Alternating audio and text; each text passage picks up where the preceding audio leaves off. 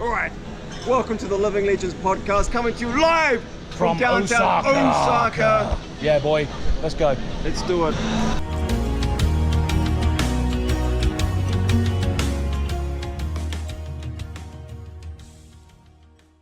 Well, we are recording, so let's just jump straight into this. I think I'm the host for this week, so hello and welcome back to the Living Legends podcast. Here in 2025. I hope everyone's doing well. Hope everyone's had a good sort of Christmas and New Year period. And apologies for the lack of episode last week. It was just one of those times, busy times for us. But yeah, we're back in 2025, and I'm joined as always by two great co-hosts here. We got Bill. How's it going? It's going pretty good. I'm glad to be back. It's been a little while. The holidays were a great but tiring time, and now we're here, like you said, in 2025. We have some things to talk about today too, which is kind of nice. So looking forward to chatting those through with you guys. Yeah, absolutely. And we did touch on it, because I think I might leave the first part of it in, because I was recording, that we're going to be trialing a new format of the podcast, which is going to touch on multiple things, not just Flesh and Blood related, but other things as well, on certain weeks when there's slower stuff going on, because we're not going to have... We're not going to have everything every week all the time, so we're going to trial a new thing out. But yeah, and we're also joined by Red Zone Rogue as well. How's it going? Hello.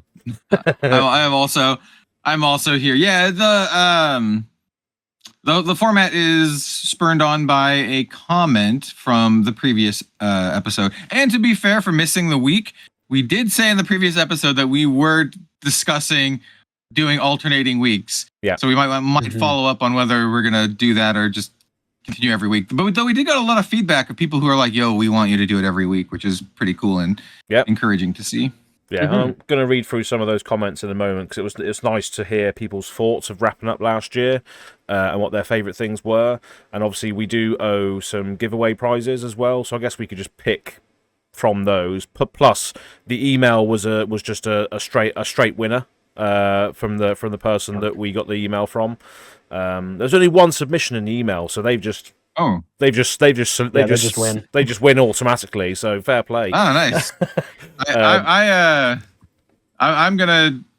My laptop is being annoying. It's just randomly hitting enter, but oh, interesting.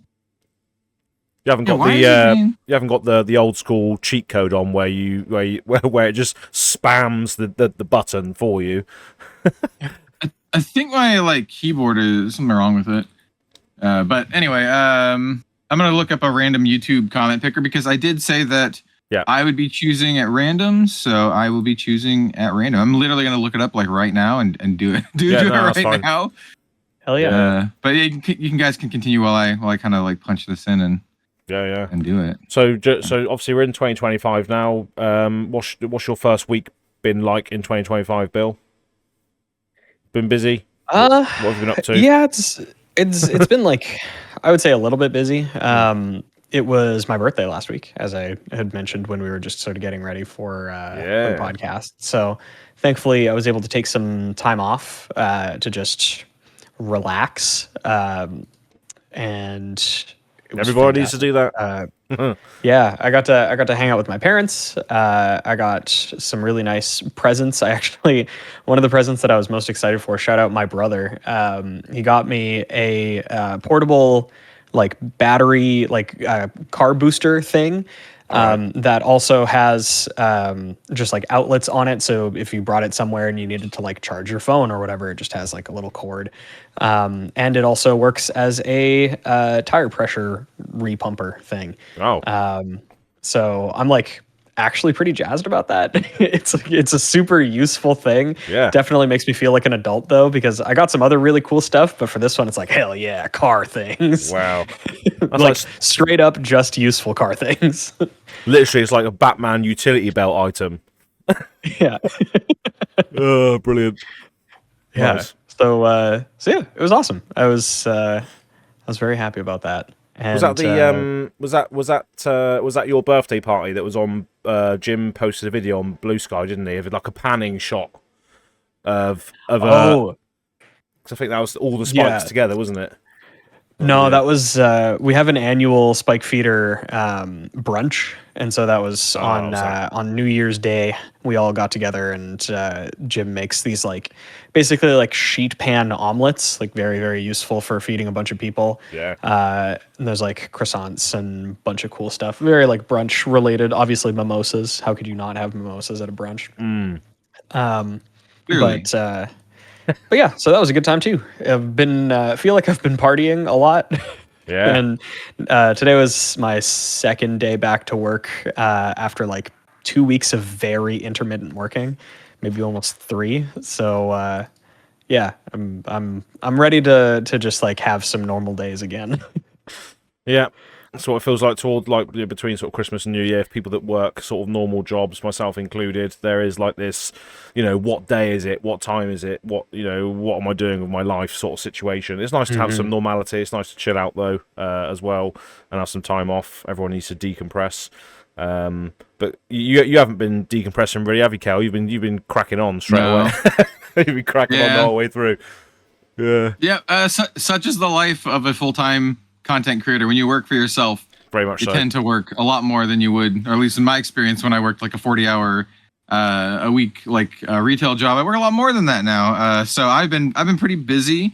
Yep. I've been doing some collaborations. I did a sponsored video for the Ultraman card game. Pretty stoked when the company behind that, Subaraya, reached out to me. I don't know if this is going to be in the intro where I mentioned this, but that was pretty cool. It's always nice getting recognized by major corporations, especially one as such a classic and venerated series as Ultraman. And then I've done some sponsored content. So tonight, essentially, the day before this goes live, I'm going to be working on editing some Gundam card game gameplay stuff with a good friend of mine, Eric Doa, who's another shoutcaster. Folks might recognize him. I think he's done some Flesh and Blood stuff before, but mostly known for shoutcasting Blizzard games. Yeah, so I've just been I have not really taken too much time off. I basically take the days off that my partner gets off, and she got off Christmas Day and New Year's. So those are the days that I also took off. And so we'll talk about a little bit about what I did during those and the Arsenal step. But other than that, it's just been kind of at it. And also doing a lot of preparation for 2025. This year's a really, really exciting year for the trading card game industry as a whole. Lots of new games coming out, lots of new projects and stuff. So gearing up for a lot of that. Just recorded a 2-hour chat with my buddy Dan from Main Deck, talking about Grand Archive in 2025. And yeah, I'm planning a video where I'm going to be talking about all of the games, all the TCGs I'm interested in the year. Not necessarily all the ones I'm going to be covering, but the list is very long. It's more than just here's 2 games. It's a lot. Did y'all know that there's a Hololive game that came out last year in the Asian countries and in Japan and stuff, and it's doing very well, and it might get an English release this year. Did you all know that there is a League of Legends card game called Project K right now that's also coming out? Did you also know there's a Genshin Impact card game and a Godzilla card game?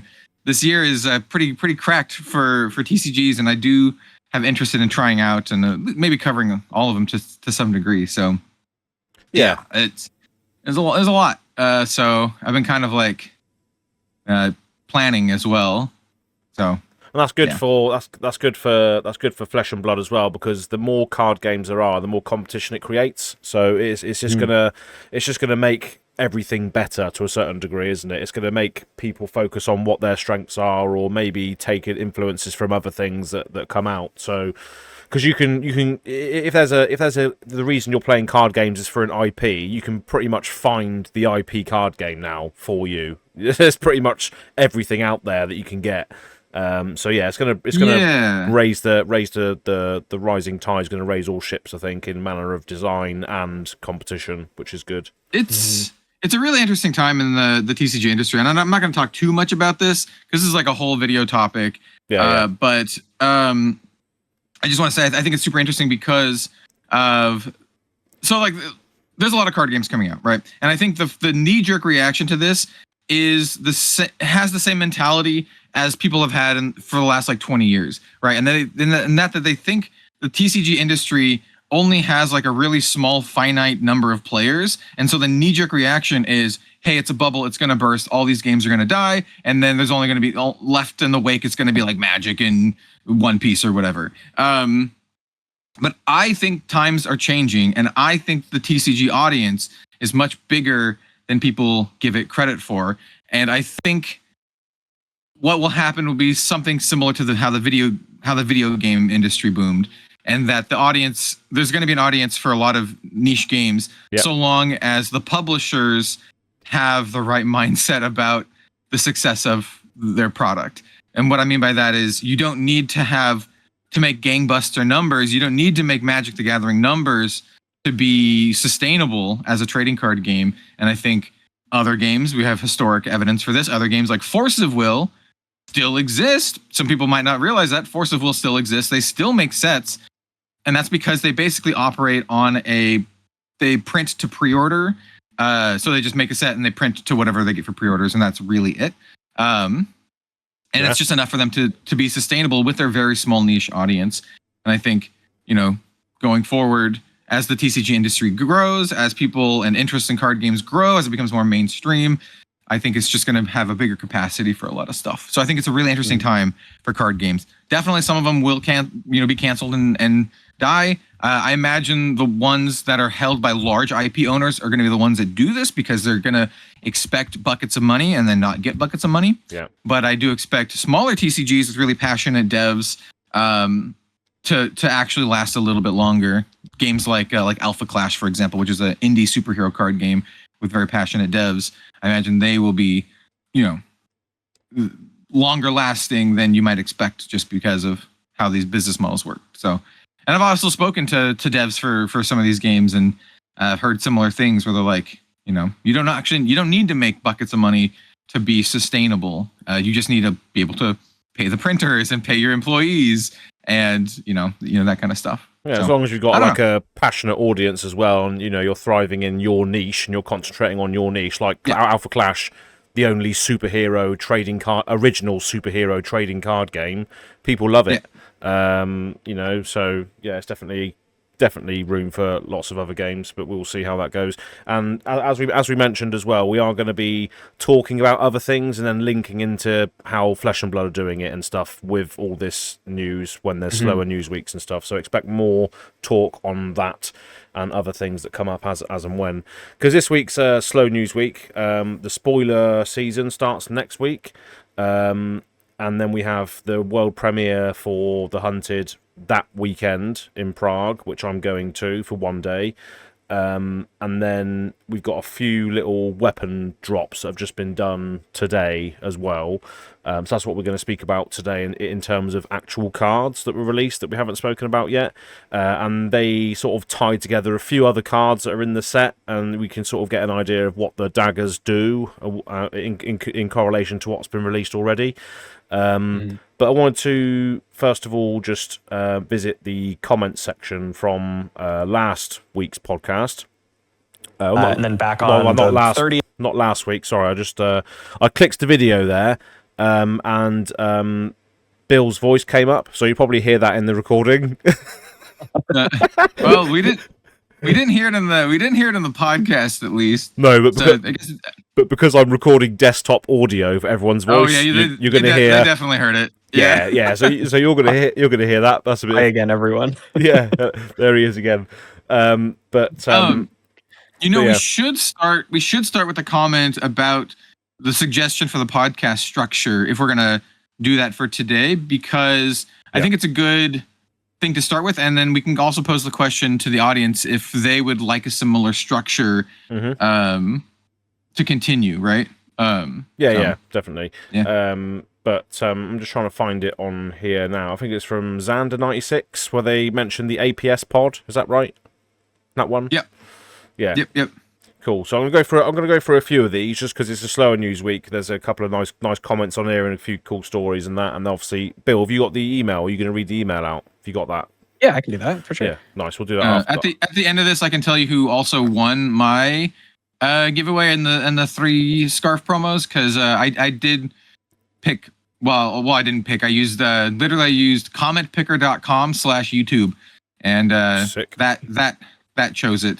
So I do have a winner. So whenever we're done talking with this, I have a winner, and it's pretty cool. They're also a YouTuber who does looks like tabletop RPG stuff. So that kind of bears the lead if you're a YouTuber who does TTRPG stuff, especially looks like you're doing like a Planescape campaign now, which is rad. I love Planescape. So anyway. Wow. Okay, yeah, we'll shout them out when we get around to it then. But yeah, the comment that sort of inspired potential changes in the podcast is Xander96. This is 12 days ago, just to date the episode here. So obviously this is the one that came out a couple of weeks ago. May I suggest the same formatting as Team APS Pod of Greed podcast? They talk about anything Yu-Gi-Oh related. So I'm assuming this is a Yu-Gi-Oh, Pot of Greed related podcast for the week. Then they talk anything TCG news that happened, and then gaming news and their other niches. I don't play Yu-Gi-Oh physically, but I kept listening to their podcast regardless of the Yu-Gi-Oh content, and I keep listening to their random stories and rambles just like you guys. We actually got got a few commenters last week that are similar. That people are like, I don't play Flesh and Blood anymore, but I still listen to the podcast, which I think is pretty cool. For those of you who don't know, Team APS, by the way, Team APS are essentially like the biggest or among the biggest Yu-Gi-Oh YouTubers, and they're pretty cool. I've been on Tolarian Community College before, and they were also at the Gundam World Premiere event that I was at. I didn't talk to them personally; they were like at a different table, but I did see them there. Oh yeah, I know who you're referring to now. Yeah, because they've been on Tolarian Community College, haven't they? Like teaching the Professor Yu-Gi-Oh and that. And he did the same with Magic for them, I think maybe. I think I remember. Yeah, they played some Magic, yeah. Yeah. So the other comment you're referring to is Daniel Neller saying, "Guys, to be honest, I don't even play FAB anymore. Purely here for the shit talk with 3 love hearts." That's nice. Hell yeah. I think we got that general gist anyway, didn't we? Because we always knew that, because we appreciate lots of other different games, and we were always speaking about games in general anyway. I think that's coming through in some of the audience posts here on the comments, which is nice. I think I know who you're referring to now with the winner as well. I think I've just seen the comment, but possibly. But so JW, this is not James White, I don't think. JW31213. My highlight is getting into FAB and starting playing locally for the first time. Love how supportive the community is for new players. I think we can all sort of agree with that. I think the Flesh and Blood community at large is pretty welcoming. It's definitely a good way to get into Flesh and Blood. A lot of people, because the game's quite sort of complex and very, very back and forth, and it's always your turn to a certain degree, whether that's sort of defensively or offensively. People are always happy to sort of teach you the game and level up your skills if you go to one of these places, because it is quite a high learning curve. So that's always good to hear that. Love how supportive the community is. I think you've got a similar community as well, Bill, haven't you? In your Winnipeg shop, everyone's helping each other. You give people cards and stuff. Yeah, it was definitely a very common thing for a long time. I used to be the guy with the cards. Yeah. But that since has been taken up by the people who go to the local events more frequently. Yep. And it's great. I'm able to still I still follow along. I'm still kind of lurking. I'm there. But yeah, just watching people, ask the really, really new questions like, oh, which of these precons should I buy? I want to come to an armory, is just really cool. And then the fact that the community is immediately supportive 100%, giving them, the best possible information, and being like, well, if you need any cards, I have all of them. I donated all of my bulk to a newer player a few months ago, as I mentioned, and ever since I've seen them sort of jump at the opportunity to give these cards away to people, which is great. It's really, really nice to see. Yeah. And that's what gets you into a hero or something, isn't it? If you can pick up all the commons and rares for the warrior or whatever, at least gets you sort of crafting those decks and just experimenting with different cards, which is what you need really when you're getting into a game like this, especially because it can be quite daunting. There's the card pool's getting larger, so it's nice to have those cards available. 6591 Aussie is saying, for me, it's got to be Brian throwing out there like it's a joke that he made an Oops All Arachne set, but then actually released an Oops All Arachne set. As an Arachne Assassin main, this made me incredibly happy. Yeah, that was a funny thing to, because we reported on that. One of the funny things coming out of the Pro Tour. Oh, where was it? Amsterdam. In the keynote, he said, I just want to make a set that's Oops All Arachnes, and then suddenly it was a set Oops All Arachnes. So yeah, that was funny. Sergeant or SJT IS BJM is saying, my highlight was quitting and selling all my magic cards to get into Flesh and Blood. Okay, interesting. That's a good thing about hobbies, though, isn't it? They can sort of fund themselves. If you've got a hobby you can sell out of, normally you can use that to then fund another one, which is a great thing hobbies can do most of the time. Yeah, there's a local player actually that was just priding themselves as well on finishing their sellout of Magic to go all in on Flesh and Blood. Yeah. Yeah. I mean, I think, to be fair, I think I pretty much did that. I kept one commander deck, which was my baby demon, mono black demon deck that I've got. Still got the Tyrannid commander deck as well, but yeah, I think I pretty much did the same thing. Whether I regret that or not, I will see. But there we go. I missed my. I actually went on your channel the other day, Kel. I don't know why I was doing this, but I went onto your channel because I remember when us three and Kaylee played that commander game. Fun. And it was still on your channel, and I was playing a Damia Sage of Stone Gorgon tribal deck, and I can't believe I sold that. Oh yeah, I'm an idiot. But there we go. I've never sold out of like any card game that I've played. I've sold cards from the games that I've played, but I've never like completely sold out of anything. Yeah, to any degree at all. At one point, I had some dual lands for Magic. I sold my dual lands. I kind of regret that. But I have all my other stuff. Like I have like, if you know Magic pricing and rarities and old stuff, like I still have stuff like I have Yawgmoth's Will. I have Intuition, which is randomly like $100-something plus card these days. I have a bunch of like old stuff. So I never really. I have boatloads of fetch lands, shock lands, all that kind of stuff. But and then other card games too, not just that. So luckily I've never fully sold out. I'm glad that I never felt the pressure that I've had to sell out, and I've also seen a lot of people do that and then regret it. So yep, yeah, definitely. Finlop is saying my 2024 highlight has got to be the 24-player armory I attended. Insane night. 24-player armory. That's very good for an armory, just an armory night. And funny that it was 24 players at 2024. Very, very good. But yeah, no, it's good. That's good. Nice little strong scene. A lot of people don't have that, so consider yourself lucky there. That's a really, really strong community that you've got going on. Tam Kablam is saying it's a podcast Christmas miracle. So this episode came out on Christmas Day. This one, So hopefully a lot of people appreciated that. And Tam saying podcast miracle, Christmas Day podcast, lovely. I never really got the impression that the podcast was ever got too negative. If you are passionate about something, you should be able to speak about it as long as you are speaking for the health and well-being of the game. I would love to still listen to all of you each week. So obviously this is in reference to our comment about maybe we do it fortnightly.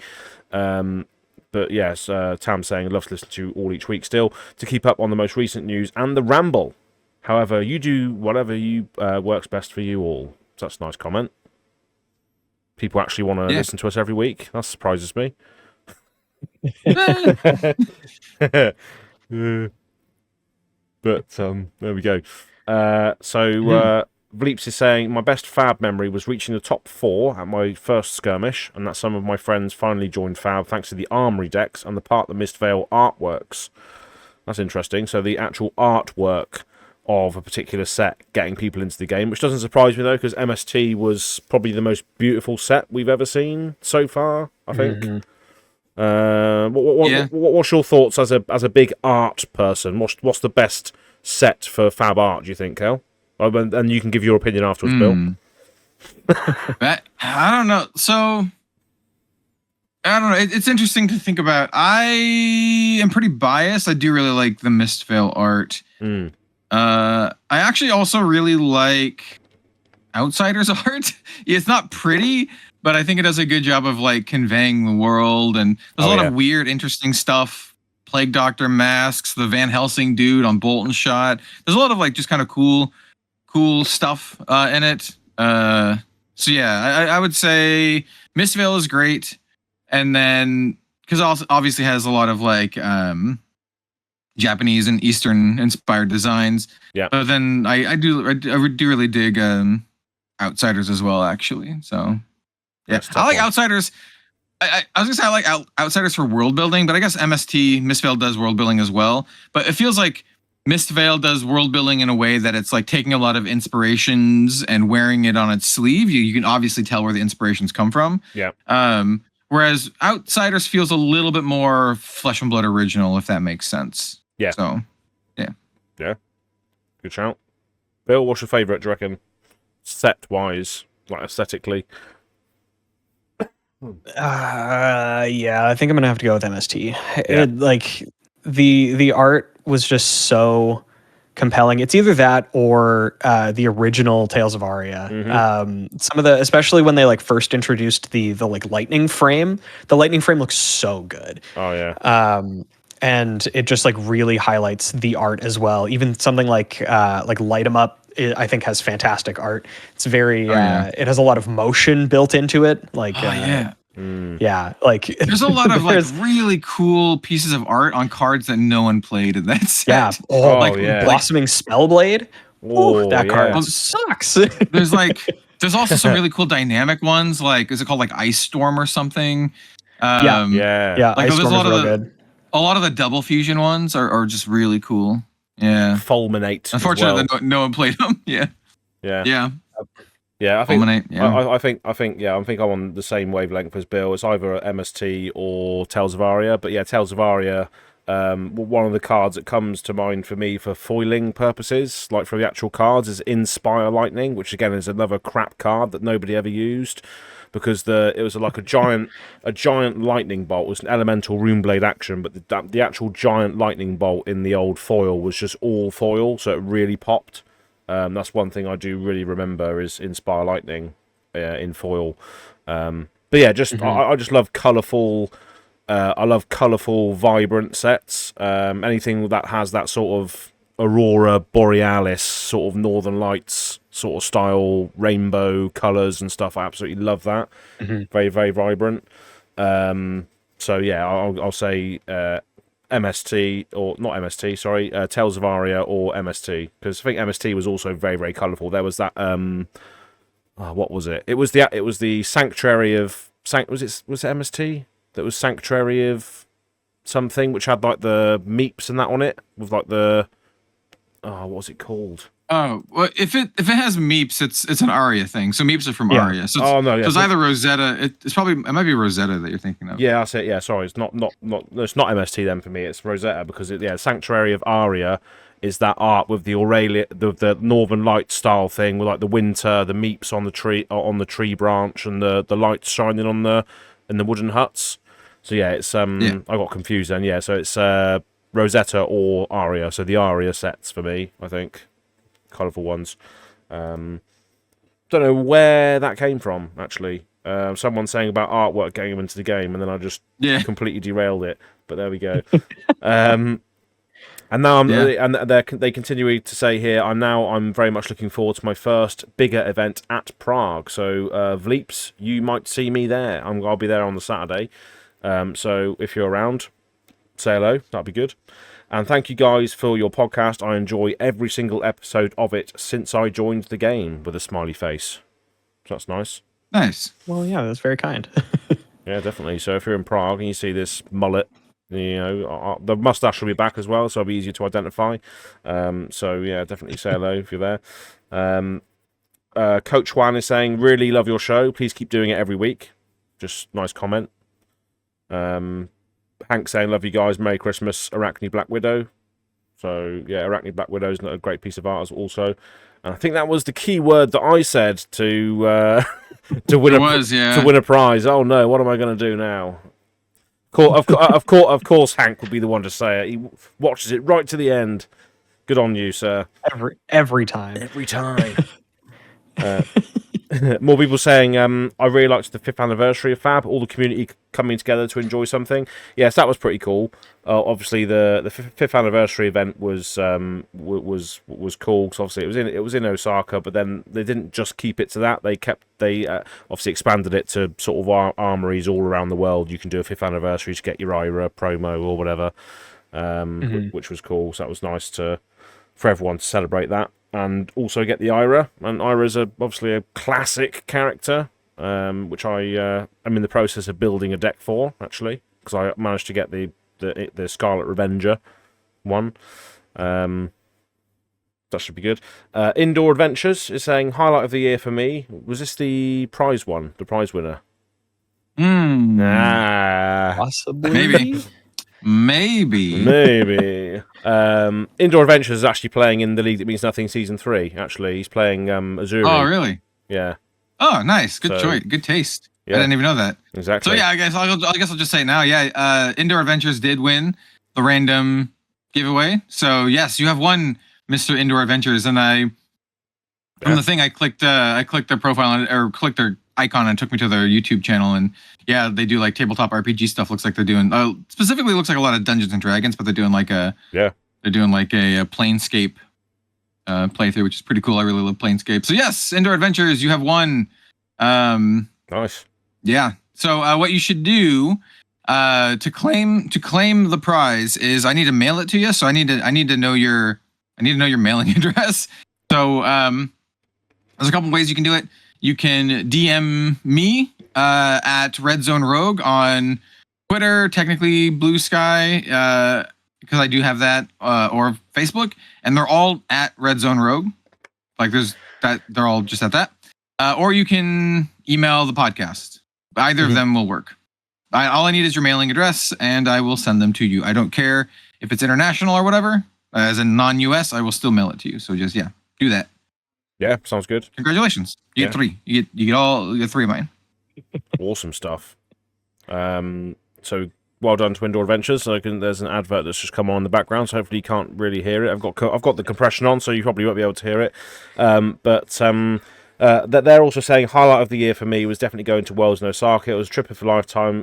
Being able to have the cherry on top be related to my favorite game, contributed to memory I will never forget. And yeah, this hit me the other day as well. I was just like, I felt that Japan was a dream, but it wasn't. I was actually there. I was actually loving life, and it's crazy like how much I miss it.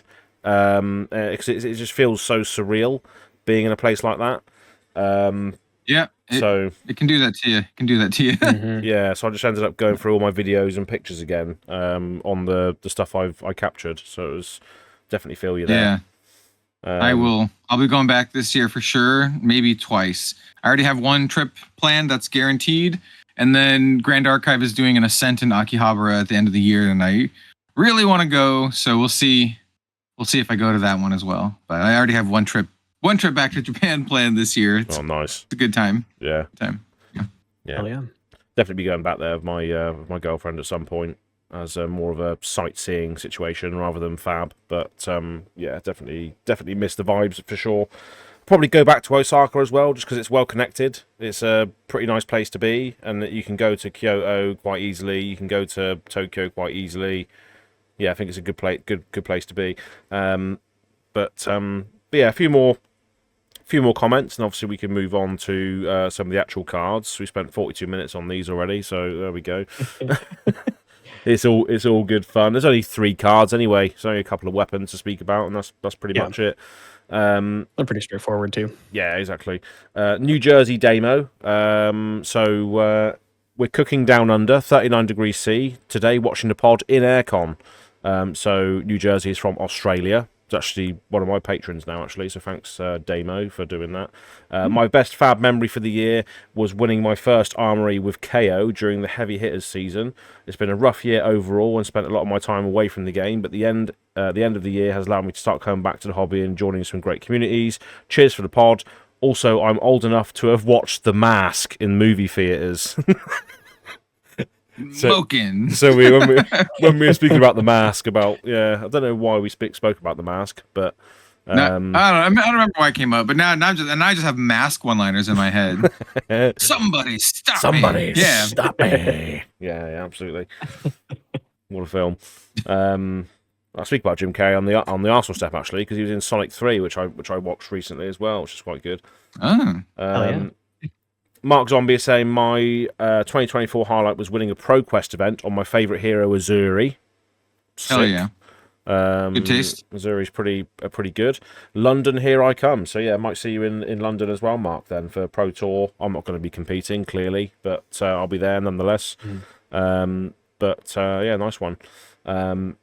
Chef Coma is saying this year was pretty scary financially, but a few of the highlights this year was leaving my sales job to pursue my passion, photography, as a freelancer. Congratulations, Chef.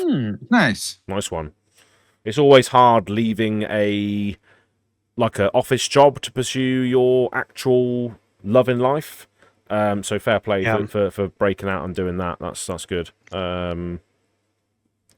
This is quite a long comment, actually. I just clicked on read more, and it's actually quite a long paragraph. But we'll go into it. I was able to freelance for 7 months before I had to get back to the workforce, but I'm still shooting on the weekends, and my job now makes me feel like I'm making an actual difference in the world.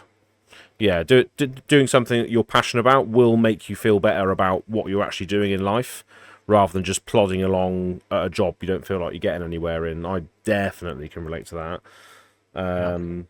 Also, after collecting Flesh and Blood since Tales of Aria, so nice little throwback there, and having over 8 complete CC/Living Legend decks, I went to my first FAB LGS armory about 2 months ago. I've since won a WTR Unlimited draft on Dory, but also got smacked every other week because I play Bolton. Yeah, that sounds right. That sounds right. But yeah, it's been a hell of a time. I've met some amazing people. So yeah, that's good stories. Really good to see you guys back, and happy holidays to yours and yours families. What a lovely comment that was. Yeah. That's so nice. Good stuff. But yeah, you get smacked on Bolton. That's just the way it is. But it builds character, being smacked on Bolton. That's what I've been told. Exactly. Yeah. Yeah. Brilliant. Backer848 is saying, I found FAB, started playing my first TCG in 20 plus years. Yep, I'm old. Yep, we're all old here. Don't worry about it. Yeah, me too. Me too, dude. Someone else saying, Theodore saying, I had a really fun time at the 50th calling, which I think was the one in Portland. So that was the one in Portland, yeah. Yeah, so this person was in your neck of the woods there for the 50th calling, which had some good vibes around it. It's hosted by Fab Foundry and Travis, so yeah. I wasn't able to go. I was actually gone I was in doing my collaboration with Covert Go Blue that weekend, so I wasn't actually there. But yeah. But heard it was good. Heard good things about that one. Sigma is saying my 2024 highlight was hitting top 8 at ProQuest Plus at Battle Hard in Lisbon with Levia. Nice. I also top 8'd our Blitz PQ at Nats with Reinar. I wish I would have took it down to put my name on the LL list. Maybe I could do it through the last highlight of the year. That was the last highlight of the year was joining Team Turd. Go Turds. Yeah, so that's my team. Let's go. I'm glad you found some purpose in the toilet. but yeah, nice one. Cheers, Sigma. And just a few more comments here. There's obviously quite a few comments on last week's episode because of the fact it was tied to the giveaway as well. Mm-hmm. But it's nice to hear everyone's stuff anyway. And I imagine we probably will be pulling from the comments for stories and little threads here and there as we go forward when there's slower news weeks. So just keep the stories, comments, and questions coming in.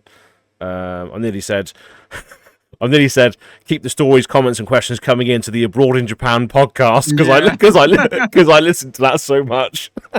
Yep. Oh, I'm such a plagiarism. Oh my god.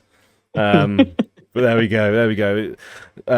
Was it what did I say? Imitation is the sincerest form of flattery. If you're copying what someone else is doing, it's because you admire them. That's what Definitely. That's what it's about. I definitely admire Chris Broad's cinematography. The dude does really, really good, high quality videos. It's actually pretty insane. Yeah, he's good anyway. Stuff. Mikiel89 is saying Arachne Black Widow does look incredible, as does the rest of the Brood. The Marvel art on the Arachne characters look awesome. My personal highlight or highlights of the year have been Guardian related. I finally got a Grandeur of Valahai. So that's good thing to add to your Guardian collection. And the Guardian Mastery set was announced, and Jarl came out as a hero, which I've been waiting on for a while. So yeah, this was a funny turn of events, because obviously me and Kel did the episode where it was like, oh yeah, Flesh and Blood's biggest mysteries, when is this Jarl going to appear? And then suddenly there he was, there's Jarl. So that was funny how that materialized. But yeah, Guardian is going to come back in a big way, I think. There was a new Guardian card spoiled which deals with auras now, Rolling Fisher, I think it's called. But yeah, there's going to be a lot more Guardian based stuff coming down the line, especially with the Mastery set, which I think was slightly delayed. I think it was meant to be released early this year, but it got pushed back to the end, or Q3, I think. So yeah, there's going to be Guardian will have its time again in the sun, that's for sure. It's just been struggling a bit recently, so hold on for that. Get your Grandeurs, which you've already done. Get your other Guardian stuff while you can, because they will be relevant again. Don't you worry. Guardians have been banes of many formats for a while, haven't they? We've seen the old since the start. Exactly. Since the start. Yeah. Yeah. Deadpool WBY fan is saying, for what it's worth, I still enjoyed the Azalea Cult stuff. Still have the card you gave me from when we met at a calling earlier this year. So yeah, that was in reference to the fact that I said that awesome. The Azalea Cult was something I didn't feel like I was able to deliver anymore because of the fact that it was now sort of competitive hero and all that. But it's nice to know that people still enjoyed it regardless of whether it was competitive focused or not. It was more of an appreciation piece. So I appreciate that. Thank you. And good to know you got a Azalea Cult card still. Well, I'd be interested to know what calling that was, though. I can't remember which calling that was. But apart from that, that is pretty much all the comments that we had on the last week's episode. So thanks everybody for sending those in as part of the giveaway criteria, which has now been established at Indoor Adventures. Has won that, so congratulations. Yes. Contact us. I need your info. Yeah. To be fair, the Indoor Adventures person, the name is Simon, because he's actually in the league that means nothing. So worst comes to worst, I can just say, what's your details and get him and send them to you if that's easier. But yeah, well done, congratulations, nice one. And, yes, good job being chosen by the random comment picker. Random wheel of names. Skill based. Absolute skill based dexterity game. But yeah, so we also had an email come in to the Living Legends Podcast at gmail.com as well. So the Living Legends Podcast at gmail.com, if you want to submit more long form stories and stuff, we'll be happy to hear them there. So make sure you go and do that if you want to get more. We'll get your stuff read on the podcast, essentially. That's the best way to do it. Because we had one in there as well, which you're going to read. Are you going to read that, Bill, for us? Yeah. Sick. Yeah, absolutely. So this one comes in from Mike K. And first of all, thank you for submitting anything. This was the one email that we got for this, so well earned. And once again, thank you very much. But his story goes as follows. We ran a 6-person adult UPF game in honor of Chaos, direct quote, instead of a normal tourney. So perfect for this. We've also taken to house ruling that Deathmatch Arena starts in play. I remember thinking that immediately as soon as it was spoiled that should be a thing. Yeah. So props for that. We modified life totals so as not to take up everyone's entire afternoon. Plenty of die rolls deciding who to attack later, and it was down to myself and a prism. I was playing Rhinar. I had to block to stay alive and used a reckless swing to kill the prism with the 2 damage, but I discarded a Beast Within while at 1 life. So I ended up in second for the day. Live by the RNG, die by the RNG. Wow. Nice. Beautiful. It's poetry. No, it's cinema. You know. Yeah. That's like exactly what I was hoping for. Yeah. Yeah. That's definitely worthy. I've done that myself as well with there was one game where I was playing Rhinar. I think it was one of the CC events that I went to. I went to more Blitz events than CC events when I was like really, really going and playing live. But there, I was playing against my nemesis. Shout out Seth. He's a local player who's extremely good, like calling level good. And he's always been my nemesis ever since I started. But I was playing against him and I was trying so hard to like prove something to only myself and to nobody else. But the RNG was just like not for me. I didn't say a single Blood Rush Bellow until it was the very end of the game and I had to Reckless Swing to prevent the lethal. It wasn't even to deal lethal damage. It was just I needed to play this so that I could not die. Yeah. But I also needed it to not reveal too many cards because I was at like 2 or something. And not only did it reveal too many cards and I died, but it was 3 Blood Rush Bellows in a row that killed me. Oh, savage. Nice. So yeah, I feel you. I sympathize. And yeah, once again, thank you very much for your email. It's fantastic and exactly what I was hoping for. Absolutely. Yeah, so we'll respond to you when we can about how we're going to arrange that. So yeah, we'll just expect to hear back from us pretty soon on that. So thanks for your email. Did you ever decide what you're giving away as? Like, what are they getting? I still don't know yet. It's going. Oh, okay. It's going to be a promo in addition to the one Bill's giving. So this person's definitely going to get this person's definitely going to get a Blitz playset between me and Bill. Nice. But then I might chuck in some other things as well. Blitz playset sounds like a UPF playset for them, from what I heard. Yeah, that's what I mean. Yeah. So they can get full playset for that format that they're obviously enjoying. But yeah, so going into the stuff that was dropped today, we have the new weapons for, I'm assuming, all of the heroes. Well, I think there's a potential one with the token-based weapon that we haven't seen yet, the Tarantula one, the Grafni Silisario, whatever it's called. But we have seen the daggers now for the Draconic Ninja, the Draconic Warrior, and the new Assassin Dagger as well. So we're gonna go into those now.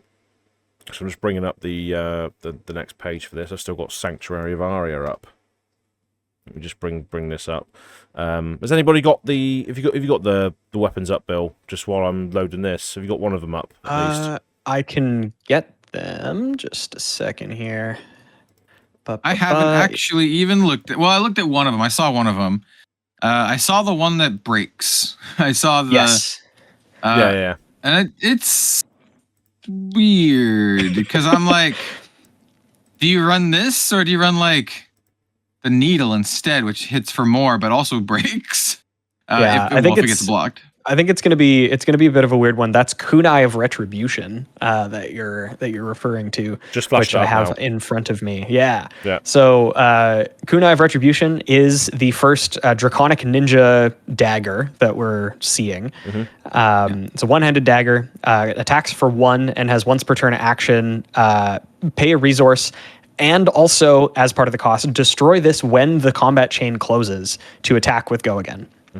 So this will stay alive for, again, the duration of the chain, which is pretty great because that'll count towards your Draconic Chain Links. Yep. But as soon as you break the chain for any reason whatsoever, it dies. It does play in with Syndra's abilities, of course, being able to re-equip daggers from your graveyard. And there's a few other things that are kind of neat with this because it's only when the chain closes. You can flick knives this and get like a second. Can you get a second damage out of it? I have to remember how flick knives is worded. Well, Syndra is a ninja, right? Oh, but flick knives, ninjas. It's a ninja weapon. Okay, yeah, you can use it. Yeah. You're good. Yeah, it's a ninja assassin equipment at the very least. I forget about that because I don't really play ninja. But No, flick knives is great with this actually because it is target dagger you control that isn't on the active chain link. So a dagger that is on the chain but not on the current chain link. So if it's going to be destroyed anyway, then you can do an additional damage with it, which is never a bad thing for assassins. They care about, hitting people. That's very, very notable. So this could technically be 2 on hits, which is great. That's Mask of Momentum, technically. Yeah. That's pretty scary. Yeah. I've only heard that a lot of card realised. prices have spiked recently. Oh Yes. Because of these. Yeah. Yeah. A lot of the generics have as well, like all the like CNCs and weakest links. Like weakest links is now like $60 a card. Like, it's like glad I got my foil play set. Wait, I actually might have some extras. Maybe I need to go look through some of my cards. I remember buying those. I remember buying the weakest links from a UK seller for £30 each, which I thought was insane. But now they're double that, which is I got my foil ones from Jim for like $12. Yeah, they when the set came out, like they were not that expensive at all. Like I got them for like $12, like foil ones. And it's a good it's a good thing to do to buy if you got like a 2 for 6 generic that has a weird on hit effect.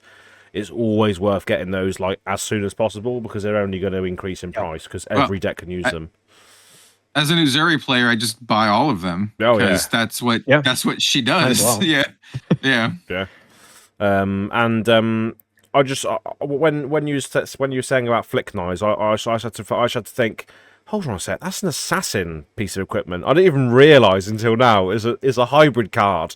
I'm like, what? Yeah, that completely blew my mind. So I've never seen flick knives be used in a ninja deck before. But it definitely makes sense now where you've got all these kunais and stuff. I think that weapon's pretty sick though. As you say, it's a good like draconic chain link builder upper. So obviously it counts as a draconic chain link because obviously it's draconic chain link itself, and obviously it's a weapon, so you can still use all of your weapon attack reactions on it if you want. So obviously it sticks around until the end of the turn as well, so you can do all that sort of stuff.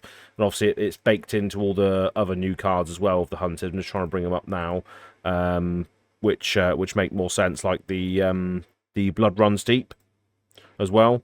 Obviously, that costs 1 less to play for each draconic chain link you control. So obviously that helps with the dagger.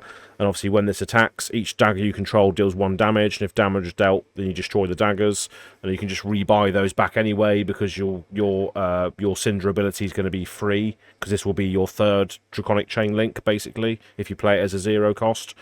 So yeah, some pretty sick stuff going on. And we probably haven't even seen the full extent of the power of this yet with all the other Majestics and everything else. So but yeah, that's the throwing knife. Then we've got the Obsidian Fire Vein, which I'll just read out. So this is the Draconic Warrior weapon, dagger, one-handed. So all of these are one-handed, obviously, so you can use 2 of them or mix and match if you've got other options. I'm not sure whether there's going to be other options in the set, but there's other options in general that you can use. So this is a once per turn action for 1 resource you can attack. If you've played a Draconic card this chain link, this gets +1 and go again. So it's basically most of the time it'll be a 2 go again attack for 1 resource. And you can normally satisfy that Draconic card condition because Fang cares about fealty tokens, which turn things into Draconic cards. And I had to reread this as well because someone was in my Discord was like, oh, you could run Fang with Dawnblade and loads of Dusk Path and Nature's Path pilgrimages. And I was just like, can you? Because you need to open up with a Draconic card. But Fealty just converts any card into a Draconic card. It doesn't have to be an attack action. It can just be a normal action card. Fealty changes anything into a Draconic. So that's an interesting thing to note when all of this stuff comes out for Constructed, is that Fealty can change anything.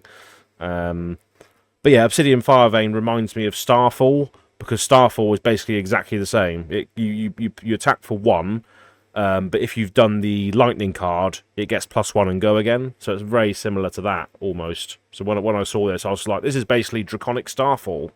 This is something that's going to string all of your turns together and clearly give you some free damage here and there. It's just 2 with go again. So that's normally what Starfall does. You don't really block Starfall most of the time. It's just one of those things that sit in the middle of your chains. But yeah, it's pretty cool. Yeah. It's definitely interesting. I am not going to lie, and I did misread it. And I was like, how is this not just the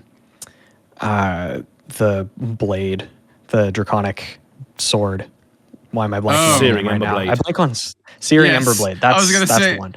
I was gonna say Embercleave, but I'm like, nope, wrong game. Yeah, that's Excalibur.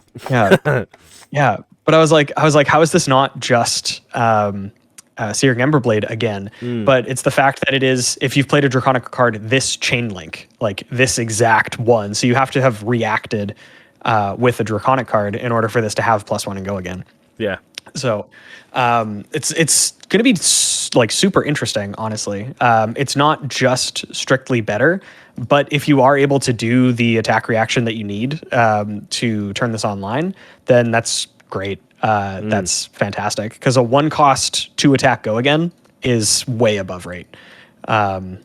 It's very, very strong. Oh, so okay, yeah, I misread it as well then, because it has to be this chain link, so it has to be on top of this, not before this. Yeah, yeah, it's a bit strange. Like I was saying, it's not the most obvious how this like actually works. But then that's pretty cool also, because basically your Fealty then can turn attack reactions of any warrior or any generic card into a Draconic attack reaction then. Ah, yes. That could be good. Yeah, that'll be really useful. And also, or I guess it is if you've played a card. I can't remember if attacking counts as playing a card. I don't think it does. Because if it does, I'm going to hedge my bets and say if attacking with a weapon counts as playing a card, then I think it does. you could just turn this into a Draconic attack. I don't think attacking counts as I don't playing. I don't think that it does either. It counts as activating an ability. Maybe. Yes. Yeah, that's right. Yes. Yeah.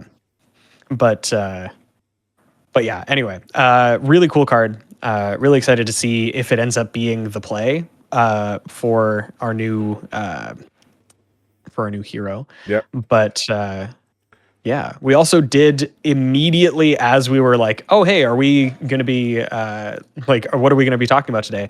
We got the assassin dagger as well. It was like an hour before we started recording. Literally, yeah. I don't have the image for that one. Yeah. So have you got that one in front of you as well? Yeah, I do. But yeah, so this is the next one that we're talking about here is Mark of the Huntsman. And it's an assassin weapon dagger, one-handed. It has the same stat line as all the other assassin daggers. Yeah. So it's once per turn action for 2 resources, attack with go again. If it's attacking a marked hero, it gets +1 attack. So it doesn't have the piercing that all the other assassin daggers do, but it does still have a +1 attack flaws. The part where this gets interesting, though, is when this hits a hero, you may choose to destroy this and mark them. Which is also a bit of a weird one, because as far as I know, this interacts with flick knives. What is the wording on the dagger again? I just closed the window. It is when this hits a hero, you may choose to destroy this and mark them. Yes. So you can blow up both of your daggers to do it. Yeah.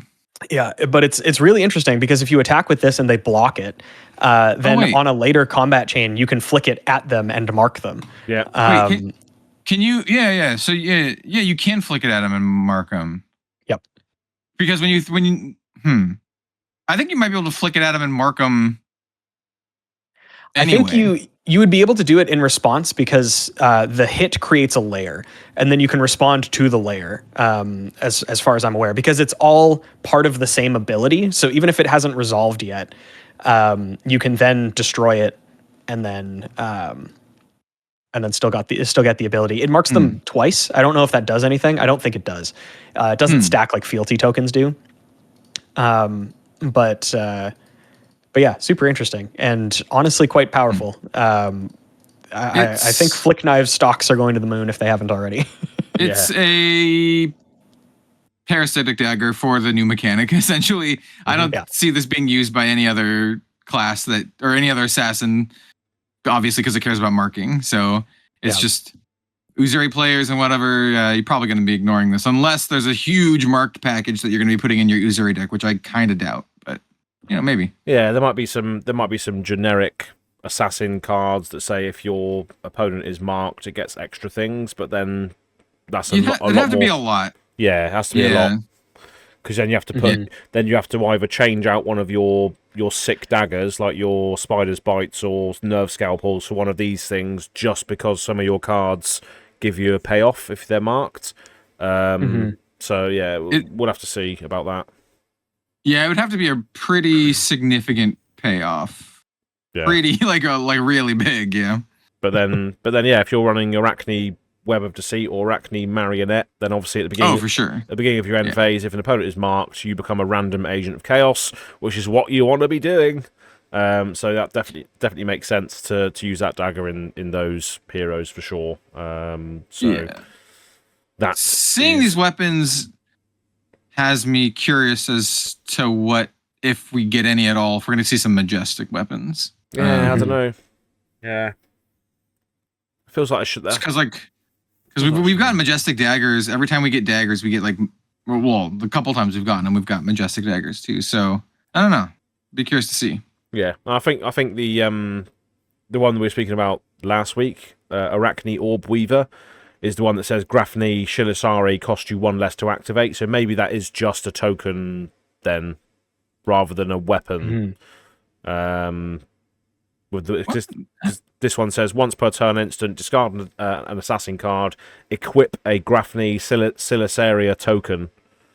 Your next attack with stealth gets +3. So maybe that it isn't actually a weapon that you can equip straight away. It's just a token that you generate, like a tiger that you equip, basically. Yeah. We haven't seen that one yet. Does it say on the Arachne card that it's a weapon, or does it just say equip it? It says equip a Grafni Shilisara token. Your next attack. And we know that word. Those words mean it's like a type of weapon, right? Yeah. I worked out Grafni is like a carbon fiber thing, and then Shilisarea is a tarantula fang. So it's like a carbon tarantula fang, is what what it translates to basically. I imagine it's a token. Yeah. Yeah. So not one that you can start with in play, but one that you generate when you transform into this. Then. Yeah. I mean, it's probably a token. It's probably token rarity because it's gonna have to be in the starter deck, like the Blitz starter deck, right? So yeah.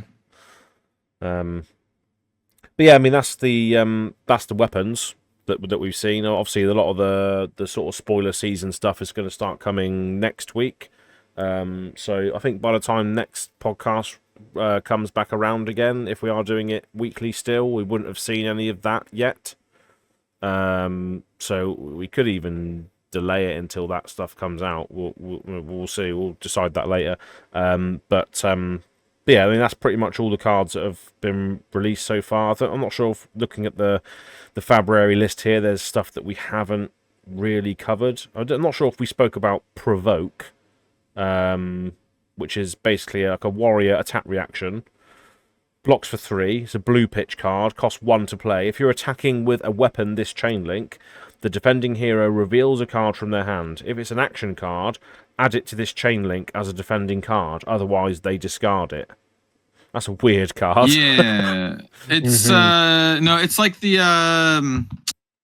crap. It's like the assassin card. It's like the new card. I can't remember what it's called, but there's an assassin card that does something similar. Siren's cool. Yes. Yeah. The one that rips a card. If it's blue, you discard it and they draw or something. Yeah. Something like that. Yeah. Yeah, it's very similar to that, except it only triggers off of weapon attacks, which is, I guess, very warrior-y, you know? I'm going to throw something in the blender here and say that my spoiler card is quite similar to this. Ooh. Okay. But yeah, that's all I'm going to say on that. But yeah. So it's not a piece of equipment though, like we were thinking about. It's not a piece of equipment. It's an actual action card. But yeah, that's pretty much all the cards that we've got time for today. Well, that we've pretty much discussed all the other ones at length anyway on other previous podcasts, and then the majority of the stuff is coming out next week with the preview season. So we'll see what else is added to this. And what chaos will ensue, and obviously the world premiere is the weekend after that. So yeah, I'll be playing with the cards to a certain degree. I think I'm only going to be playing in one event the whole weekend because I'm there for one day. And the actual premiere itself had sold out, so I couldn't get tickets for that because the world premiere is sold out. It's impossible. It's done. So I'm doing the unmovable event, which someone has sponsored me to do because they want the unmovable card, which is hunted sealed.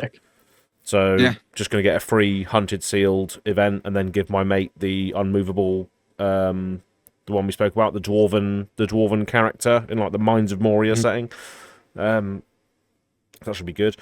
Might have time for other things as well, but it's mainly just side events, and I don't really want to do CC or Blitz or anything. I'd rather just do hunted all day. I think there's also a full sealed box of hunted event going on at like 2:00, so I might be able to do that as well. I've never done that. Nice. Have you ever done that? A full sealed box builder deck? Oh yeah. Not a full box, not me. I've done that like a lot. So like back in the day. So I've been doing YouTube videos for 8 years, and when I started, I did videos about a card game called Force of Will that I already mentioned, and I used to have a series called Deck in a Box. Yes, it was meant to sound like that, and it was we would you build a deck in a box, and I did open up a box and try to build a deck inside. I was just like, okay, what's the best deck I could build out of a single booster box of Force of Will? And actually, when LSS first reached out to me, or rather, I reached out to them, and they wanted to do, like, they were like, oh, we'll give you a booster box so you can do one of those videos, because we like sealed or whatever. Like, we built our game for limited play. So my first like actual interaction with LSS kind of had to do with my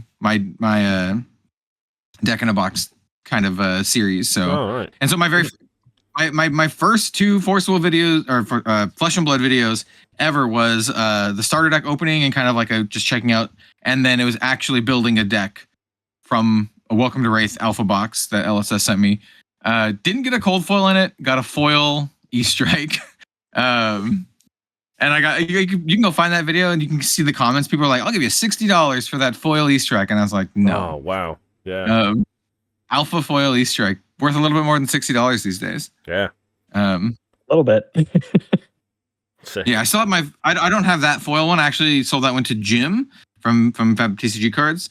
But I do still have a full playset of foil, or not foil, alpha E-Strikes. Actually, I think I do have 3 unlimited foil E-Strikes, and then I have 3 not foil alpha E-Strikes. Anyway, so yeah, the answer is yes. I've done that quite a bit. In fact, I thought about doing streams. I might have even done streams of it where we build a deck out of a booster box. It's pretty fun. Yeah, I like it. I guess you can get quite a cohesive deck as well out of a whole box, can't you? Rather than just I think sealed for FAB now is eight packs rather than 6. Used to be 6, now it's 8. I think. Yeah, for Flesh and Blood specifically, it's just like playing a very tuned sealed deck. Just because you don't get a ton of, at least these days, you don't get a ton of majestic hits. Excuse me. Bless you. So yeah, it's just kind of like a really tuned sealed deck with the number of rares and maybe a majestic or two if you got lucky. Yeah. So I might be able to do that. We'll see. But that's all going to be happening next weekend. I'm going to be vlogging the whole 24 hours. Well, it's not going to, the camera's not always going to be on, but it basically is. So it's going to be called 24 Hours in Prague.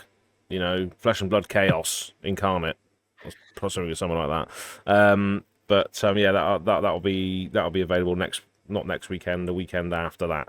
So, but nice. Apart from that, that's pretty much all the FAB stuff this week. Do you want to go into any other TCG news with this section? So, yeah, I think the way we should do it for this section is to just cover recent TCG news, because the industry is quite large and there's a lot of just stuff coming out. And I mentioned a bunch of games that are coming out, but I guess I'll say what the news that I'm excited about that was recently announced. So recently Bandai held their Card Fest in Orlando and they announced a bunch of stuff.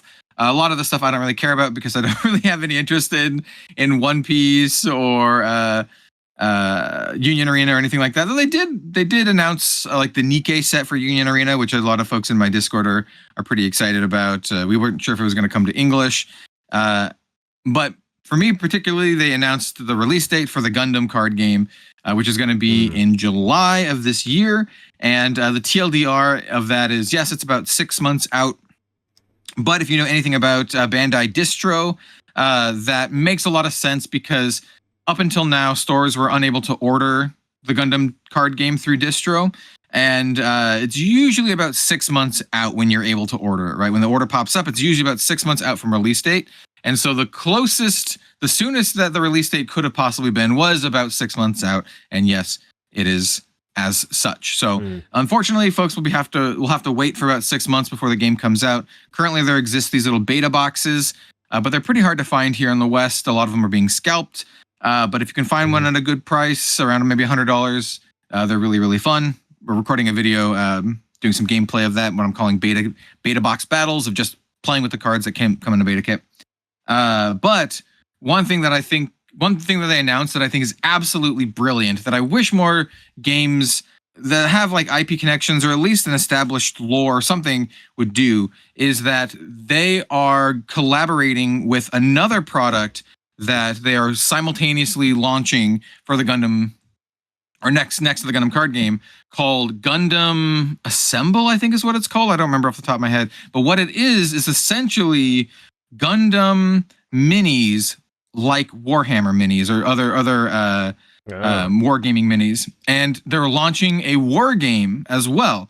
But what makes it super cool is they're doing a direct collaboration tie-in with the Gundam card game. So on the same day that the Gundam card game is launching their starter decks, which are $12, by the way, which I think is absolutely fantastic. $12 is an incredible price for a starter product. What they're doing is they're simultaneously launching the Gundam Assemble collaboration with the TCG, where it comes with another starter product, but it also comes with a mini. And they're like, oh, you can put the mini on top of your token cards when you're playing the card game. And this cross promotion is absolutely brilliant, because they're leveraging their model kit side of things with the TCG side of things. And you have this really good mesh of the two, because you have people who maybe are buying the Assemble kit, which is $35, by the way, for the Assemble thing. It comes with the Gundam card game stuff and then the mini that corresponds to it. There's 4 of them. So like it encourages people who are like, hey, maybe I just want to get the card games. It comes with a mini. Maybe I might get into model building. And the opposite is true. Maybe you're buying it for the model and you're like, oh, comes with the card game stuff. Maybe I'll get into the card game. And so I think it's just really, really smart. Makes a lot of sense. It's just an absolute no-brainer. And I would love to see more companies do similar things. Also on top of that, they're doing a simultaneously worldwide launch. And so what they're doing is they're releasing the English version next to the Japanese version. This is pretty uncommon, in fact, unheard of for Bandai specifically. Usually it comes out in Japan first, and you have to wait a few months. There's this staggered release. And so folks who are playing English versions of these games feel like they're behind, or they just kind of look to whatever is popular in the Japanese meta, and they just kind of like go from there.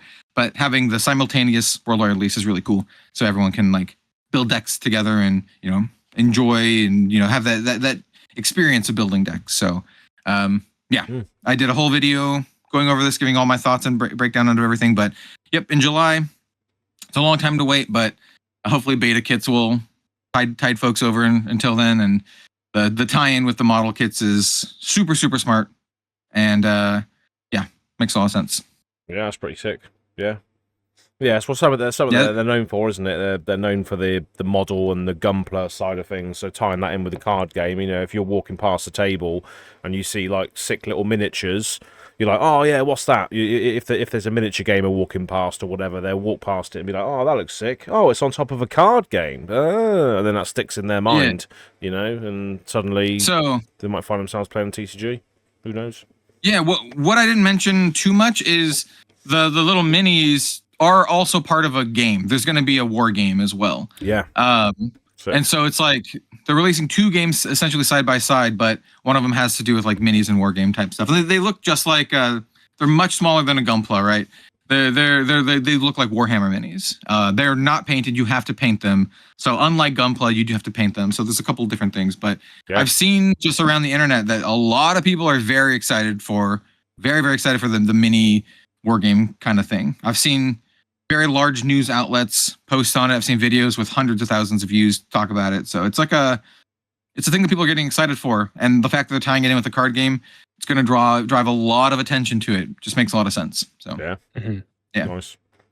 I don't know what FAB could do similar to that, because they're just a card game at the moment that are establishing their own IP and lore themselves. I guess there's nothing really that they've got that they could do that with, I guess, right now. So maybe in the future. Yeah. But I mean, like, just in general, Flesh and Blood could use their IP more. They don't use it at all for like anything. Yeah, exactly. Like they barely do stories as it is, right? Mm-hmm. It'd be cool to see anything. I think people just be cool to anything, like comic, story, like whatever. Even if they had, like, remember that Prism statue that was revealed in San Jose? Oh yeah, remember that? Yeah, one that like they made only like 10 of them or something. Yeah, but if you imagine that, but like a small little version, like like a little D&D mini on a little round base, something like that. Not even that. Like, yeah, sure they could do that, but like if they just mass produced the figure, partnered up with like Apex or any of the big figure manufacturers, even like Good Smile or Kotobukiya, whatever. I would prefer something like Apex or Alter. Those are the premium, very, very nice ones. But they could do that. That would be awesome. But I'd buy an Azalea model. Like, I'd buy that for my desk. Apex Alter figures are like $150 to like $300. Yeah, exactly. But I think still, even then, like, yeah, if they made like a Uzuri figure, a lot of these companies too, and I should say it's not just like anime stuff. A lot of these companies do video game or other related tie-ins. Most of the figures that I have actually in the back are from games, like video games, and not only anime. There's a few anime ones, but like popular games like League of Legends have like figure lines and whatnot. So I think that would be cool. I don't know if they're ever gonna want to do it, but yeah. Nice. Well, Arsenal Step, what's going on outside the world of Flesh and Blood for us recently? Who wants to go first on that side of things before we close it off for today? I have stuff to say, but I just talked, so someone else can talk if they want to. Bill? No, I don't really got much, honestly. That's yeah. Just getting back to normal. I'm happy that it's 2025. Yeah. I'll go then. I'll go for a little. I think I mentioned this at the very start anyway, because I'm probably going to keep it all in. We'll see. But yeah, I saw Sonic 3 recently at the cinema. which was fun. Me and my girl, it's good. yeah, it's pretty fun. Shadow the Hedgehog is in it, and there's a post credits scene which expands the Sonic universe even more with more colourful characters from the games, which you'd recognise. So no spoilers here right now, but if you're a big, yeah. I haven't actually seen the other two movies either. Robin and I, we were joking. Robin was like, "You want to go see Sonic 3?" I'm like, "We haven't even seen the other ones." Yeah. It's pretty separate anyway. It's just it's a kids' film, really. I mean, to be fair, there was a funny moment. It was me and my girlfriend who went, and we went into View, which is one of these cinemas in the UK, which have like the reclining leather seats. And there were 3 young kids sat in our seats, and we were just like, we can't tell them. We have to go and get the staff member to get them out of our seats. I don't want to cause any ruckuses here. But they were sat in our seats, so we had to get the staff member to move them out. But yeah, it was just a fun film that you can switch your brain off to, and obviously it holds a bit of nostalgia for us 90s kids that played the Sega Genesis Sonic, and then experienced all the other characters through like Sonic Adventures and Sonic and Shadow on like Dreamcast and not PS2 and all that sort of stuff. Bro, I read the Archie comics, man. I read the Sonic the Hedgehog Archie comics. Oh wow! Not a ton, but a decent little chunk. They had their own like lore, and it was an interesting thing. Yeah. Oh yeah. It's a fun little franchise. Yeah, so that was fun. And then over the Christmas period as well, Squid Game came out. Squid Game season 2. So that was a thing that a lot of people were watching. I think it was quite short, quite rushed maybe. They've already announced that season 3 is going to be this year, so I imagine they've probably filmed it all already and then try to maybe cut it into 2 sections. I don't know what. Interesting. It felt a little bit rushed. But as a result of that, it was good fun. But as a result of that, I watched something else which was recommended to me called Alice in Borderland. Have you watched that? Ooh. Oh yeah, that's a good one. Fucking hell, great! That's really good. not to be too weeby about it, but I've not seen the show, but I have read the manga. It is a manga series. It's based off of a manga series. Yeah, and that is really good. I prefer that over Squid Game, to be honest. It's a lot more. I feel like it's a lot more emotional. There's a lot more emotional impact in it, and it's Japanese as well rather than Korean. So got more sort of vibes with the Japanese style stuff. Obviously, it's based on a manga as well, so I need to maybe get that as well because that sounds sick to get that. But I love the premise of it. It's similar in vein as well. It's like games and life and death games that people are playing. So yep, there's a handful of like Japanese like anime or manga that have that theme. Yeah. There's like no game no life is an anime one. The original idea for Battle Royale literally comes from the manga Battle Royale. Yeah. And also has a 2 movie adaptations, or at least a movie adaptation and then a sequel. Highly recommend Battle Royale, the manga, and the first live action movie. Very, very good. You can see a lot of inspiration comes from Quentin Tarantino stuff to like the whole Battle Royale genre to just everything. Battle Royale fucking rules, dude. Oh, like, if you haven't seen it or read it, it's awesome. It is very adult. The manga is very adult. So, the movie is still rough, but not as bad as the manga. So yeah. Yeah. So I need to watch more of these sort of Asian shows that are recommended to me because there's other things as well that I haven't seen. Like All of Us Are Dead as well. Apparently, it's like a zombie one. I haven't seen that one. So that's another one as well which was part of this list that I saw. But yeah, just Asian Netflix in general just seems to be sick, like really really good. So I need to like get into more of it. And then maybe even try and read the source material as well, like the mangas and everything else that inspired it, the actual live shows, because that's where ultimately it comes from, the culture there. So, and then apart from that, just started playing Dark Souls 3 again for the crack. Ooh, good one. So yeah, just started getting into that again. I've just turned up into the Ithriel of the Boreal Valley region, which is after the catacombs bit. But I don't remember how to get through the fog barrier. It says you need to possess a doll, but I can't remember where I get the doll from.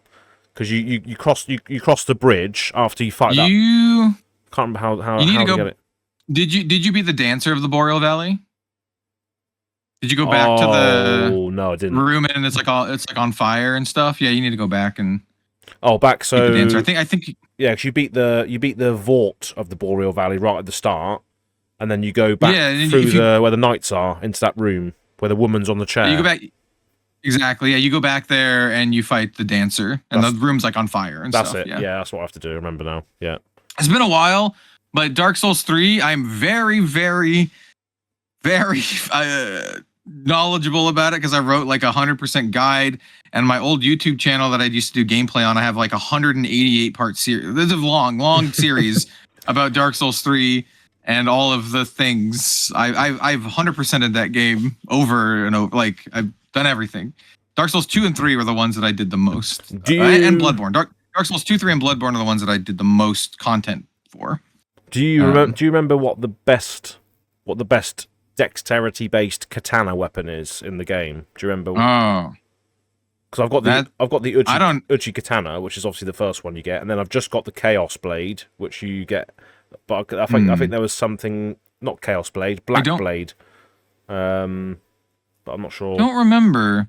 Yeah. I mean, like the early one that you get from killing the dude at like Firelink Shrine is like okay for a little while. Yeah. I don't remember. It's been a long time. It's been like 8 years. Yeah, it's been a while. I'll have to Google it, but I'm just like basically just doing stamina, dexterity build. So I'm just rolling around and then just applying massive bleed damage from multiple katana hits, basically. And that's why I want to get into the Ithriel of the Boreal Valley, because obviously you get the samurai armor set, the Eastern armor set from when you give the Eastern ashes to the woman in the shrine, the sage person. But anyway, that's that. I'm just playing that at the moment and doing other things. But anything else for the Arsenal step? What have you got going on? So I've got like two main things. I wrote them down. I'll kind of jump off of where Az was talking about movies to an also super child friendly movie, Nosferatu. Oh yeah, it's a Bring it's all a joke. the family It's not for child that one. friendly. Bring all the family. It was very, very good. I don't know if you listeners out there know much about what Nosferatu is. It's essentially a remake-ish of a very old film, but the kind of like story behind the original Nosferatu is the people who are making the movie wanted the rights to Bram Stoker's Dracula, but they couldn't get the rights, so they basically made Dracula, but changed all the characters' names and appearances so as not to copyright infringe upon Bram Stoker's Dracula. So Nosferatu is essentially kind of like an alternate take on the Dracula story. So that's what Nosferatu is. The new movie is very good. It is very much a horror film. It is violent and bloody and uncomfortable at times, and the acting is really good. The voice acting is fantastic. The atmosphere is very good, oppressive, bleak. You can tell that the filmmakers had a very artsy kind of like mindset about them. There are a lot of shots that are very well composed, very much look like paintings, and it's a good movie. I imagine people going into it thinking it's going to be like a fun romp. It's a depressing horror film. So like nice. Gothic yes. horror. If you're expecting like happy ending, no, it's not. No. But it was really good. It was an enjoyable thing, and if you want like a mature horror movie that doesn't like hold your hand or anything, go for it. I do recommend it. I imagine it's once again one of those things that some people might watch it and be like, that's maybe a little too much, but I thought it was good. Well, that director has a really good track record. Apparently, it's Robert Eggers, isn't it? The director. Yes. Yep. And apparently he's done some really other like artsy, high cinematography films, but I haven't seen any of them. Like I think he does The Northman, and The Lighthouse as well. I think. The Lighthouse is the one that I'm familiar with. Yeah. Yeah. But I haven't seen them. But it was funny because that movie came out. The movie came out like on Christmas Day, and Robin and I were going to go see that movie, but we saw. Okay, so I can talk about other movies too. So we were gonna go see that movie, but it came out on Christmas Day, and we were going to the movies on Christmas Eve. So what we saw instead was we saw the Lord of the Rings, the War of the Rohirrim animated movie, which is essentially like an anime. Also, I think that movie was pretty good. My TLDR review of that one is I liked it. I'd probably give it like a 8 out of 10. Robin she said she'd give it like a 7 out of 10. The animation, the frame rate didn't feel super good. So if you go into it expecting like Studio Ghibli style animation, like quality animation, you're not getting Studio Ghibli quality. It's a definitely more chunky, like 24 frames per second kind of deal. I felt that the story was pretty cool. The characters are pretty cool. It's basically about Helm Hammerhand, like this legendary figure from Tolkien lore and the War of the Rohirrim. There's no like ring stuff. It's kind of a little teaser of it, but there's like minimal ring stuff, minimal anything else. Is really like Rohan, the horse folk kind of things, and the barbarian tribes and that kind of stuff. But it's pretty good. The voice acting was really good. I thought Helm Hammerhand was great. It's mostly about his daughter Hela or Hera. I can't remember her name. My only actual thing that was a little bit, I was like, I wish they didn't do it, is they very much had a lot of nods to the Peter Jackson trilogy. Like there was a lot of dialogue that was like direct callbacks or almost quotes from it. There was a lot of, they incorporated a lot of the music, which was fine. I thought, okay, it's the music, yeah, sure. But like, there was a lot of things that I was just like, I wish they just didn't call back to the movie so much and tried to be their own thing. Yeah. And there's a couple times that the shots were like, they're fine. The backgrounds were great. So anyway, if you like Lord of the Rings, I'd give it like I said, I'd give it like an 8 out of 10. It's an anime. I was pretty good. Nice. Yeah. So there's that. So those are the two movies. So we saw that one, and then we ended up seeing Nosferatu the next weekend. Out of the two, I would watch Lord of the Rings again because Nosferatu is not like a fun movie. It's not like I'm gonna go watch this for fun.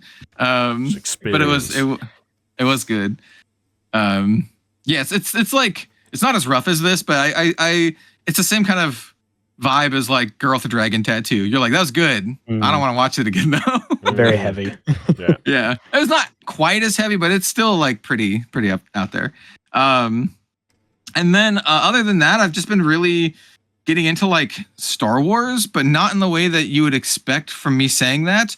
Not the movies and not the shows. I am a big fan of various Star Wars games, and I really, really enjoyed Jedi Fallen Order, which is basically, a lot of people's called it like this. It's like the Dark Souls of Star Wars or whatever. Oh, yeah. I really like Jedi Fallen Order. And then I bought the sequel that came out last year called Jedi Survivor. And I didn't really get far in it. It's one of those games that I played a little bit and then I kind of stopped and then never played. And then recently I was like, you know what? I've kind of been in a Star Warsy mood. I watched like an iceberg video on Star Wars that was like 8 hours long. I've had it in the background and I'm like, I just want to do some Star Wars stuff. And so I finally got back, played Jedi Survivor. Holy hell, it's a very, very good game. I absolutely loved it. The story was awesome. I think it's one of the best Star Wars stories that I've seen ever. Like in the recent memory, I like it much more than the sequels. I like it much more than any of the shows that I've seen. I haven't seen Andor, so don't. I know Andor's good. I haven't seen it yet though. But yeah, Cal Kestis is like one of my favorite Star Wars characters. He's awesome. He's like this.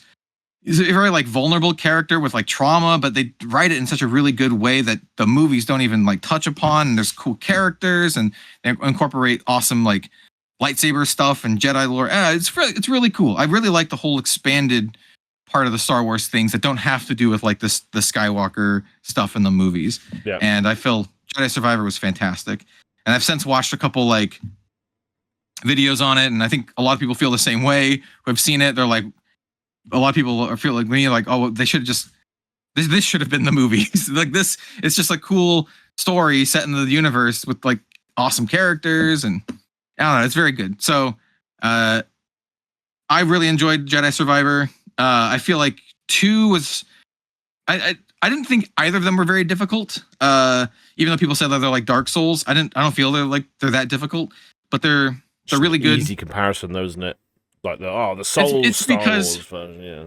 I would say it's closer to like Uncharted. It's like a mix between Uncharted and Dark Souls because when you rest at your meditation spots, you can hit a button to heal yourself and all the enemies respawn. So it's like Dark Souls like that, but you don't lose your souls there's kind of a body, you go back to your body if you die mechanic, but for the most part, it's less like that. There's a lot of exploration. There's puzzles. There's like actual puzzles and I don't know. It's really good. I highly recommend it if you like Star Wars at all, and you can like third-person action games. Hell, if you just like third-person action games, recommended. Great as a third-person action game.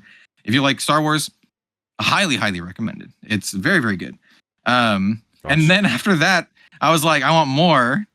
Did they announce another? Because it kind of has not a super cliffhanger, but there is obviously room for more. And then I looked it up, and yes, they're making it's a full trilogy, like all Star Wars things are, and they are making a third Jedi game. So I'm very much looking forward to that. Nice. And then I was like, I want more Star Wars, and I saw that Star Wars Outlaws, which is made by Ubisoft, whereas the other one is made by a different developer. I was like, it's on sale. I'm gonna get it. It's third person, but it's you play as an outlaw instead of a Jedi. Yeah. And I've been playing it. It's definitely not as good. It's definitely not as good. It's definitely very Ubisofty, where there's just like shit all over the map, and there's like it's just very Ubisoft random crap collectibles everywhere. Yeah. But I will say, it's not. I don't think it's bad. I think it's just like fine. It's like fine. And I do like that it's more like Star Warsy cities, and you can kind of see how more like daily life looks. Whereas in Jedi Survivor is much more of a carefully crafted world with interconnected things, very like Dark Souls. Yeah, the level design, game design is very. It's more on rails, isn't it? I guess if Outlaws is more of an open world, whereas sort of it. Survivor does have very big open worlds, but they feel more interesting. They feel like there's like more rewards too, because you get a lot of like cosmetic stuff. You can give Cal Kestis like a mullet. You can make him look like give him a mullet and a mustache. You can do that, man. Like easy. It's more Ubisofty kind of stuff with just like little crap everywhere. That's like whatever. Yeah. So I think it's okay. So yeah, I've been doing a lot of doing the Star Warsy stuff, and maybe I'll finally watch Andor now that I've been kind of get into it. Everyone says it's good, but anyway. So yeah, that's sweet. That's what I've done. That's what I've done. Yeah. So unfortunately, not to cut you guys off, but I do have to go. So we should probably quickly wrap up here. Yeah, no worries. Yeah, go for it. Where can people find you then? So I'm Bill from the Spike Feeders. You can find me on Blue Sky at bill.spikefeeders.com. And you can find me on YouTube under the Spike Feeders. Sick. Nice. Cal? Hell yeah. You can find me everywhere at Red Zone Rogue. If you want to listen to me talk about card games, mostly a lot of anime, TCGs, Gundam, all that kind of good stuff over at Red Zone Rogue. And you can follow me on Twitter, and I'll comment about random things that I'm interested in, mostly TCGs, but some other stuff as well. Cool. Nice. Yeah. And I'm as Go Again Gaming everywhere. Doing lots of content on Flesh and Blood at the moment. League That Means Nothing still is going on and on and on and on. It's the most consistent my channel's ever been. So go and check it out now. I'm nearly at 2,100 now. So the subscribers are picking up quite a lot recently because of this consistency, I think. So I'm going to be keeping it up. It's going to be a mainstay on the channel. So I'll speak about it a lot. But yeah, it's going well. So go and check me out there. But apart from that, until we do it next week, potentially the week after, we will see. We'll get back together and find that out. You'll join us to do it all over again next week or the week after here on the Living Legends podcast. Hope you enjoyed it. It's been a bit of a longer one today, but yeah, it's been good stuff nonetheless. Nice to chat again, and we'll see you soon. Cheers, folks. Goodbye. See you later, everybody.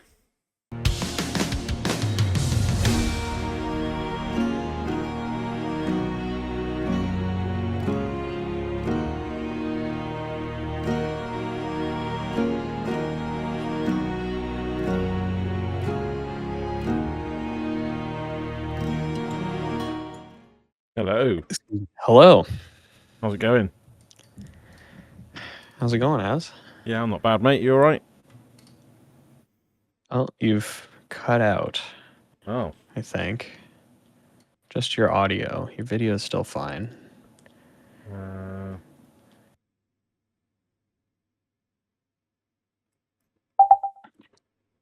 that better? Maybe it's me. Hang on. Maybe it's me. Oh, maybe it's not me. Hello. Oh, you can hear me now, yeah? Yeah, there you go. There we go. How's it going? You all right? Doing good. Doing good. Tired. Had a lot of just like stuff to do over the holidays, Yeah. but Work related? it was all really good. No, it was. Thankfully, I had a bunch of time off actually, and it was also my birthday last week, so I took a few days off for that too. Happy birthday. Happy birthday. Thank you, thank you. I'm now 79 years old. 79. I don't know. I'm getting there.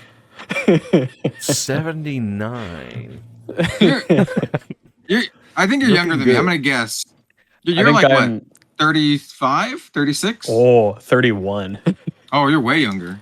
Yeah, I think I'm the baby. I'm the baby by quite a bit here. Fucking spring ass chicken. Look at this guy. Yeah.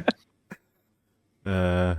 Yeah, but yeah. So I had last Thursday, Friday off, and then of course the Wednesday was a day off because it was New Year's, and then I had a few days off.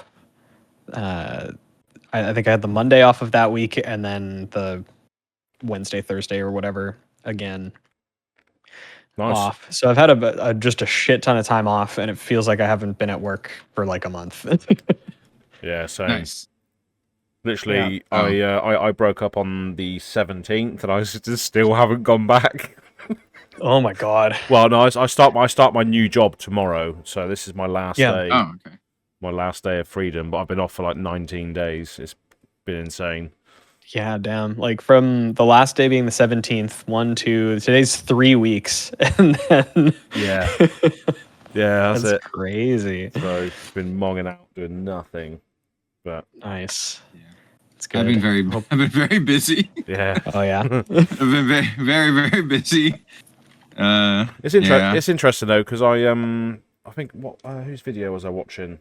There was a video from someone. I think it might have been Pleasant Kenobi actually. Who mentioned that during the December and January periods of time, the ad revenue for YouTube is higher, so it actually pays to release more videos. And I've noticed that because I've been putting League That Means Nothing videos out every single day, like over the Christmas period.